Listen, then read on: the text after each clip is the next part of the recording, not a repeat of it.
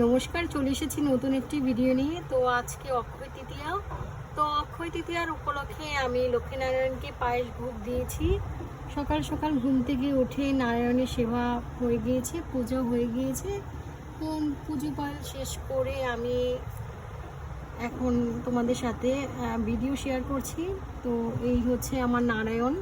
তো আমি লক্ষ্মীনারায়ণকে খুব ভালোভাবে ভজি। আসলে আমার হাজব্যান্ড হচ্ছে খুব ঠাকুর ভক্ত, তাই আমার সিংহাসনে অনেক ঠাকুর তোমরা দেখতে পাচ্ছ।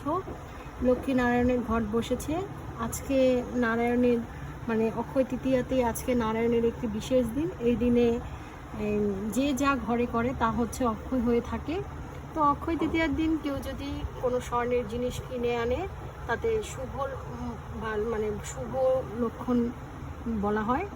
তো আজকের দিনে আমার হাজব্যান্ড অনেক কিছুই আনতো, বাট আজকে পুজো পড়েছে তার জন্য আনতে পারিনি। সে আনবে হয়তো। তো আমি লক্ষ্মীনারায়ণকে পায়েস ভোগ দিয়ে গিয়েছি। সকাল সকাল সে আমাকে মানে টাকা দিয়ে গিয়েছে যে লক্ষ্মীনারায়ণকে তুমি সুন্দর করে পায়েস ভোগ দিও। তো সেই উপলক্ষে আমার শাশুড়ি মা সকাল সকাল লক্ষ্মীনারায়ণের উদ্দেশ্যে পায়েস ভোগ মানে করেছে। তো তোমাদেরকে দেখাচ্ছি, দেখো। এই হচ্ছে আমার সিংহাসনের সকল দেবদেবতাকে আমি সবাইকে পায়েস ভোগ দিয়ে দিয়েছি। আমার পুজো হয়ে গিয়েছে। ওই হচ্ছে আমার গোবিন্দ, দেখো আমার গোপাল। আমার গোপালকেও আমার ভোগ দেওয়া হয়ে গিয়েছে, তার পূজা পাঠটা শেষ হয়ে গিয়েছে।